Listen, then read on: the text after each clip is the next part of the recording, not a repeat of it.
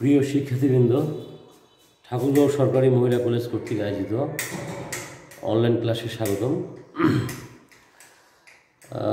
আমরা 21শে ফেব্রুয়ারি উদযাপন করলাম।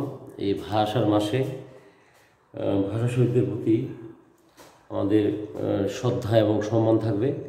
আমরা শুদ্ধভাবে বাংলা বলবো এবং বাংলা লিখতে শিখব।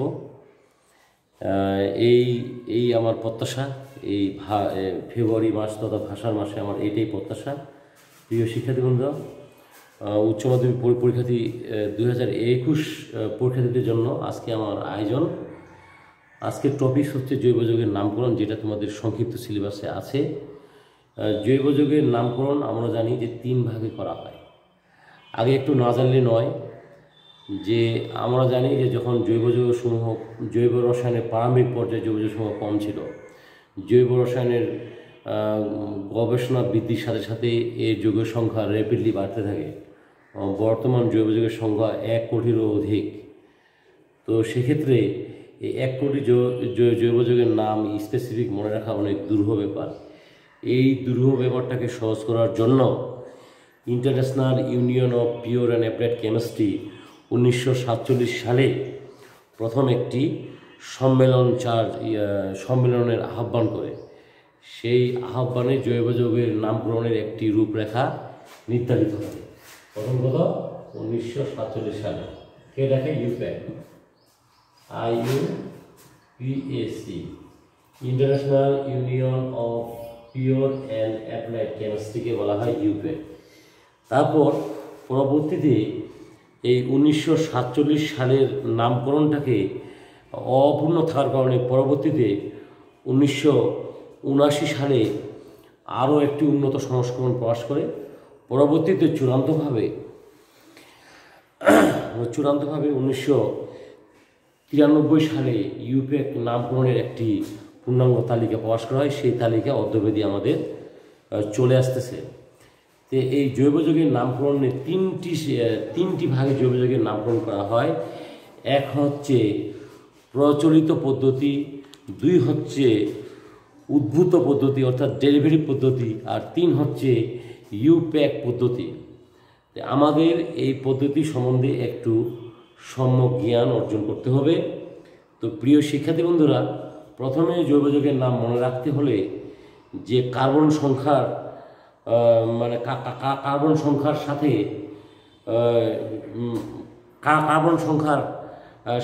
ওই যৌগের সমুদ্র শ্রেণীর নামের শেষের যে সাফিক্স, এটি বসাই দিলেই আমরা জৈব যৌগের নাম সহজে করতে পারবো। তো প্রথমে আমরা জৈব যৌগের নামের প্রথম অংশ অর্থাৎ কার্বন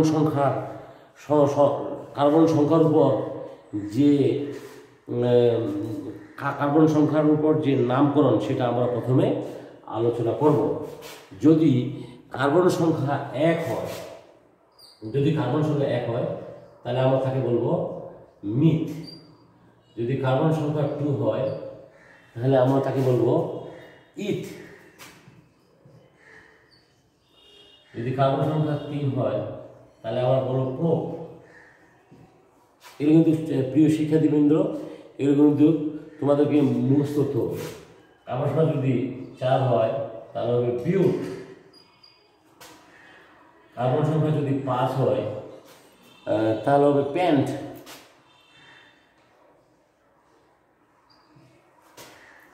কার্বন সংখ্যা যদি 6 হয়, তাহলে হবে হ্যাক্স। প্রিয় শিক্ষার্থীবৃন্দ, কার্বন সংখ্যা যদি 7 হয়, তাহলে হবে হ্যাট। কার্বন সংখ্যা যদি 8 হয়, তাহলে হবে অক্টা। কার্বন সংখ্যা যদি 9 হয়, তাহলে হবে নন। কার্বন সংখ্যা যদি 10 হয়, তাহলে হবে ডেক।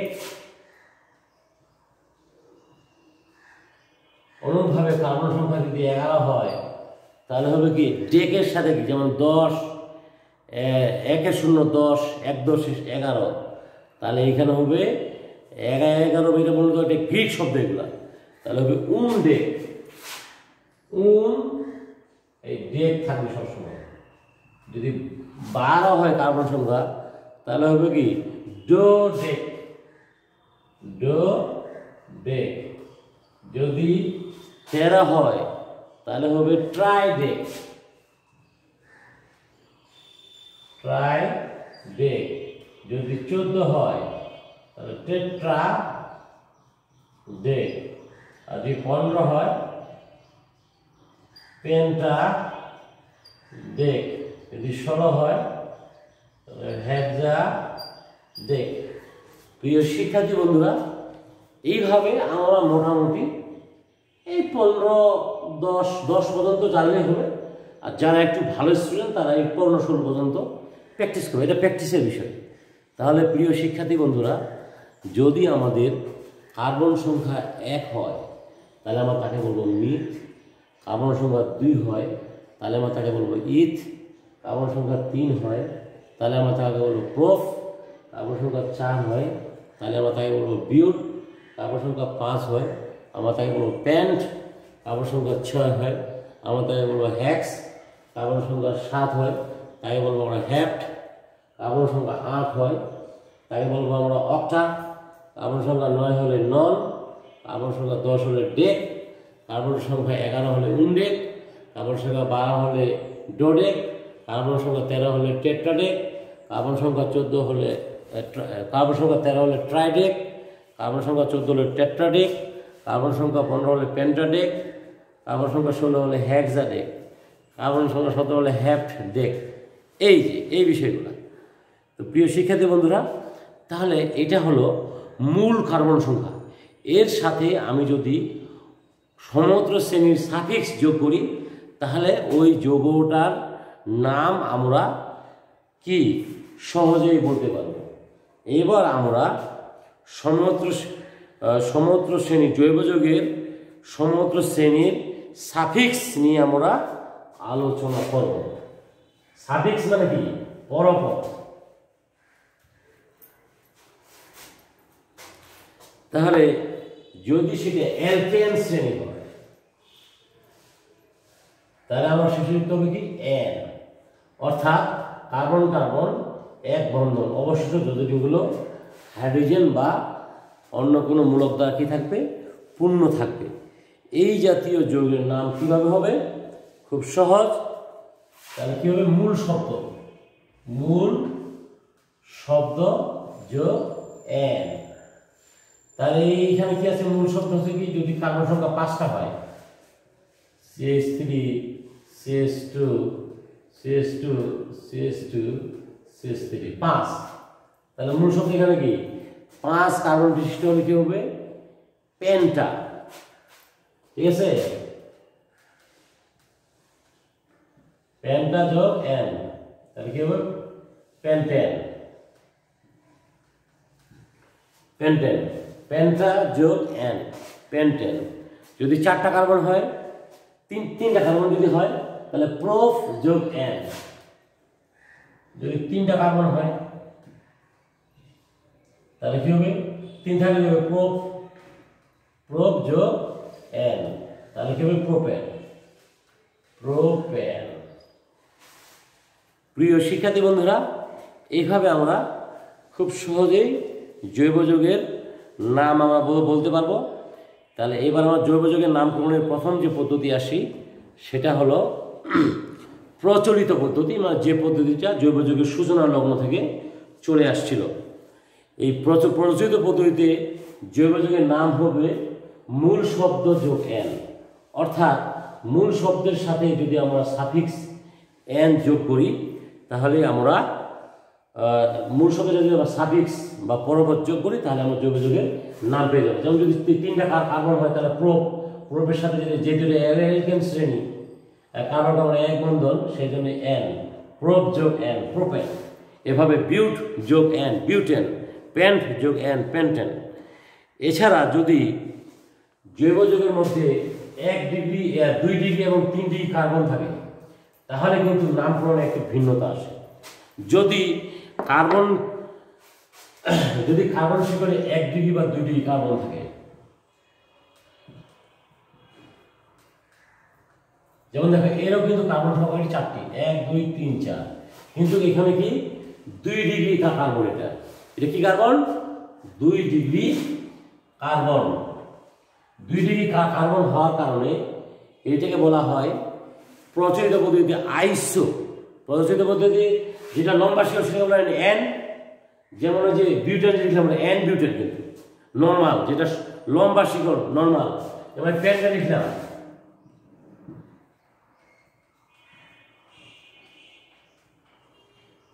এটাকে প্রচলিত পদ্ধতি বলা হয় এন পেন্টেন,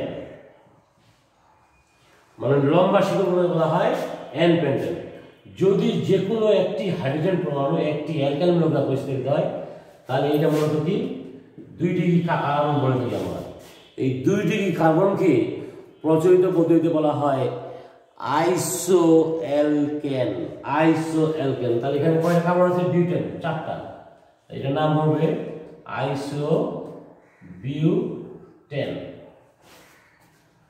যদি এর সাথে কি এটা যদি 3 ডিগ্রি কার্বন হয়, অর্থাৎ একটি হাইড্রোজেন যদি আরেকটি মিথাইল মূলক দ্বারা, এই হাইড্রোজেনটা যদি একটি মিথাইল মূলক দ্বারা প্রতিস্থাপিত হয়, তাহলে এটা হবে আবার নিও, NEO, নিও পেন্টেন। নিও পেন্টেন। প্রিয় শিক্ষার্থী বন্ধুরা, এই গেল তোমাদের প্রচলিত নামকরণের ক্ষেত্রে অ্যালকেনের নামকরণ। এবার যদি আমরা অ্যালকিনে আসি তাহলে কি হবে? খুবই সহজ।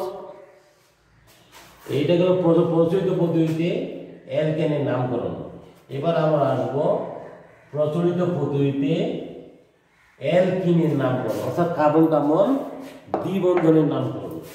তোমরা বলতে পারো যে স্যার আমাদের তো ডাইরেক্ট আপনি ইউপ্যাক শিখাইতে পারেন, কিন্তু ইউপ্যাক শেখানোর আগে এই বিষয়গুলো তোমাদের একটু মাথায় রাখতে হবে, না হলে কেমিস্ট্রি সম্বন্ধে পরিপূর্ণ জ্ঞান, নামকরণ সম্বন্ধে পরিপূর্ণ জ্ঞান তোমরা অর্জন করতে পারবে না। এবার আসো অ্যালকেন। এটার সঙ্গে কি CnH2SN-2, এটা চিনার উপায় হচ্ছে কার্বন কার্বন দ্বিবন্ধন থাকলে আমরা তাকে বলবো কি অ্যালকিন। অ্যালকিন, কার্বন কার্বন দ্বিবন্ধন থাকে আমরা তাকে বলবো কি অ্যালকিন। এই অ্যালকিনের নামকরণের ক্ষেত্রে আমরা সবসময় কি লিখব? মূল শব্দ প্লাস পরপদ বা সাফিক্স।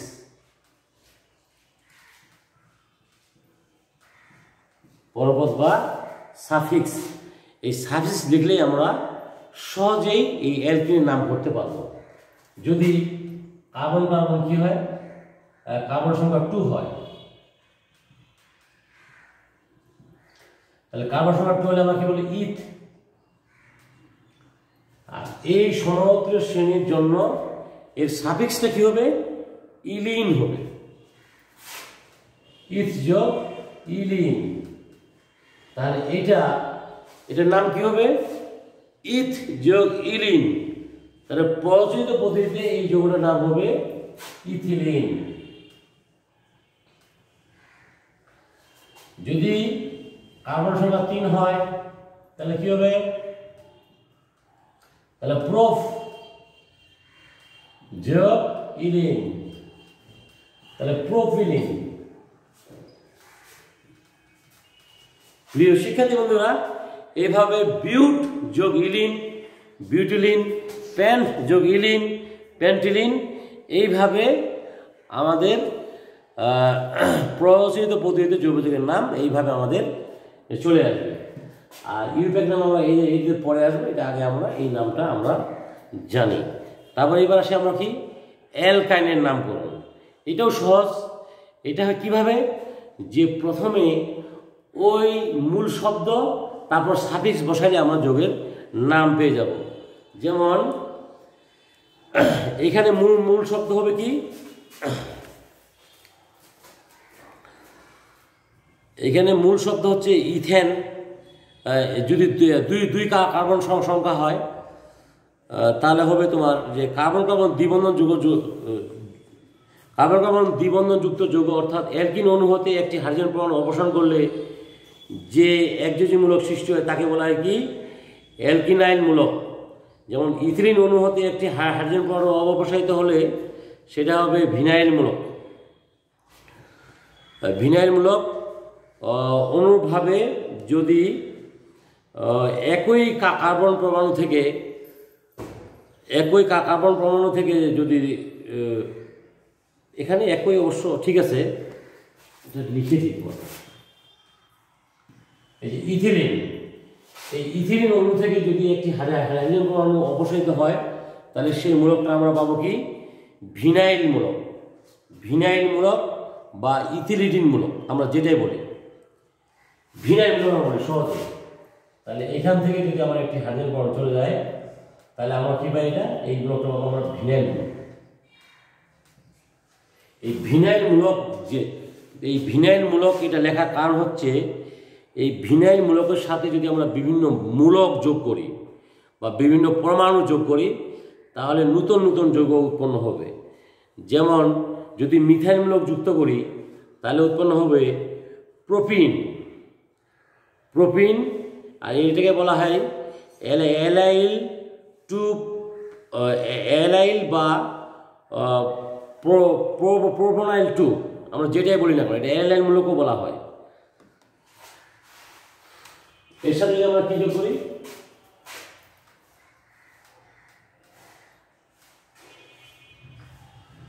মিথাইলমূলক যোগ করি এর সাথে যদি আমরা একটা মিথাইলমূলক যোগ করি তাহলে এই যোগের নাম হবে প্রোপিন। দেখো আবার এই প্রোপিন থেকে যদি আমরা একটি হাইড্রোজেন পরমাণু সরাই দিই, এখানে যদি আমি 2 করি তাহলে সেটার নাম হবে আবার অ্যালাইল, যেটা আমি বলতেছিলাম বারবার অ্যালাইল। এই যে এই দেখো এইভাবে কিন্তু জৈব যৌগের নতুন নতুন নাম আসবে, যেটা মনে রাখা অনেক দুরূহ। এই জন্য এই পদ্ধতিটা পরবর্তী ইউপেক পদ্ধতিতে রূপান্তর করা হয়েছে। এইবার আসি আমরা জৈব অ্যাসিডের প্রচলিত পদ্ধতির নামকরণ। জৈব অ্যাসিড আমরা কাক বলবো, যে সকল জৈব যৌগে COOH মূলক থাকবে, এই কার্যকরী মূলক বা ফাংশনাল গ্রুপ থাকবে, আমরা তাকে বলবো কি জৈব অ্যাসিড। এই জৈব অ্যাসিড সমূহকে প্রচলিত পদ্ধতিতে নামকরণ করা হয়। যেমন পিঁপড়া থেকে যে জৈব অ্যাসিডটা পাই আমরা বলি তাকে গ্রিক ফর্মিকা থেকে ফর্মিক অ্যাসিড। প্রথম যে তোমার জৈব অ্যাসিডটা অর্থাৎ এর সাথে একটা হাইড্রোজেন পরমাণু যুক্ত হবে HCOA, এটাকে বলা হয় কি ফর্মিক অ্যাসিড। Formic acid. তারপর যদি ভিনেগার থেকে আমরা যেটা পাই গ্রিক অ্যাক্টাম, অর্থাৎ ভিনেগার থেকে যেটা পাওয়া যায় সেটাকে বলে আমরা কি অ্যাসিটিক অ্যাসিড। চর্বি থেকে আমরা যে অ্যাসিডটা পাই সেটা আমরা পাই প্রোপানোয়িক অ্যাসিড। আর মাখন থেকে যে অ্যাসিডটা পাই তাকে আমরা বলি বিউটারিক অ্যাসিড। প্রিয় শিক্ষার্থী বন্ধুরা, এইভাবে প্রচলিত বলতে অ্যাসিডের সাথে সামঞ্জস্য রেখে অ্যালডিহাইড নামকরণ করা হয়। যেমন পিঁপড়া থেকে পাওয়া যায় পিঁপড়া থেকে অ্যাসিড পাওয়া যায় ফর্মিক অ্যাসিড, এর অ্যালডিহাইডের নাম হবে ফর্মালডিহাইড। ভিনেগার থেকে পাওয়া যায় অ্যাসিডিক অ্যাসিড, এর অ্যালডিহাইডের নাম হবে অ্যাসিটালডিহাইড। তারপর চর্বি থেকে পাওয়া যায় প্রোপানোয়িক অ্যাসিড, এর অ্যালডিহাইডের নাম হবে প্রোপানালডিহাইড। তারপর তোমার মাখন থেকে পাওয়া যায় বিউটারোয়িক অ্যাসিড, এর অ্যালডিহাইডের নাম হবে বিউটারালডিহাইড। প্রিয় শিক্ষার্থী বন্ধুরা, এই গেল তোমাদের প্রচলিত পদ্ধতির নামকরণ। এবার আমি সেকেন্ড জৈব যৌগের নামকরণ হব উদ্ভূত পদ্ধতি অর্থাৎ ডেরিভেটিভ পদ্ধতিতে কিভাবে আমরা জৈব যৌগের নামকরণ করি। যেমন ডেরিভেটিভ মানে যেমন আমরা কি আমার পূর্বপুরুষের ডেরিভেটিভ কি আমার বাবা, আমার বাবার পূর্বপুরুষের ডেরিভেটিভ কি আমার দাদা, আমার দাদার পূর্বপুরুষের ডেরিভেটিভ হচ্ছে আমার বড়াপ্পা। অনুরূপভাবে ডেরিভেটিভ বা উদ্ভূত পদ্ধতিতে জৈব যৌগের নামকরণ ক্ষেত্রে যদি আমরা অ্যালকেনের ক্ষেত্রে যাই তাহলে সকল অ্যালকেন মিথেনের জাতক হিসাবে গণ্য করা হয়। ঠিক আছে, সকল অ্যালকেনকে মিথেনের জাতক হিসাবে গণ্য করা হয়। যেমন CH4 মিথেন, এই যদি একটি হাইড্রোজেন মিথেন মূলক দ্বারা পরিষ্কারিত হয় তাহলে কি হবে CH3 CH3 ইথেন। যদি দুইটি হাইড্রোজেন পরমাণু দুইটি মিথেন নৌকা প্রতিস্থাপিত হয়, দুইটি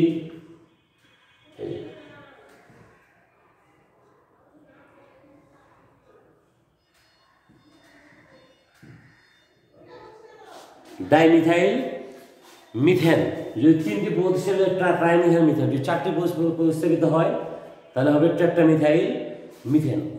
প্রিয় শিক্ষার্থী বন্ধুরা, অনুভাবে সকল অ্যালকোহলকে কার্বিনলের জাতক হিসাবে গণ্য করা হয়। কার্বিনলের মানে কি, যেটা মিথাইল অ্যালকোহল সেটা হচ্ছে কার্বিনল। অনুভাবে সকল অ্যালকোহলকে কার্বিনলের জাতক হিসাবে গণ্য করা হয়। এটা হলো ডেরিভেটিভ পদ্ধতি বা উদ্ভূত পদ্ধতি। উদ্ভূত পদ্ধতি একটু খেয়াল রাখো, মানে যেখান থেকে যেটা উৎপন্ন হয় এটার নাম হচ্ছে কি কার্বিনল। কার্বিনল একটি হাইড্রোজেন পরমাণু যদি একটি মিথেন নৌকা প্রতিস্থাপিত হয় তাহলে সেটির নাম হবে কি মিথাইল কার্বিনল। সেটির নাম কি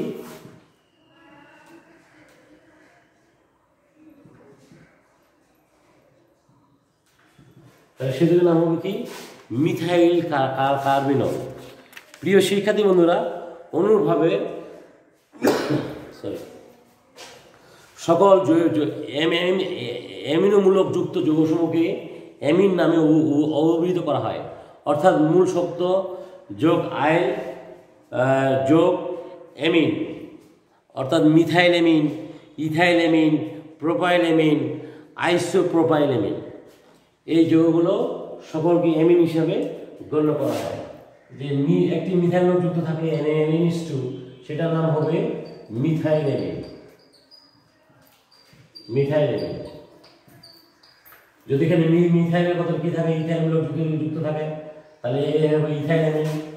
যদি ইথাইলের বদলে প্রোপাইল যুক্ত থাকে অর্থাৎ C3H7 থাকে তাহলে এটা হবে কি প্রোপাইল অ্যামিন। আর যদি দুইটি কার্বন যুক্ত 3 কার্বন বিশিষ্ট অ্যালকাইল হয় তাহলে সেটা হবে 2 প্রোপাইল অ্যামিন। প্রিয় শিক্ষার্থী বন্ধুরা, পরবর্তী ক্লাসে আমরা ইউপ্যাক পদ্ধতিতে যৌগযৌগের নামকরণ আলোচনা করব। ধন্যবাদ সবাইকে।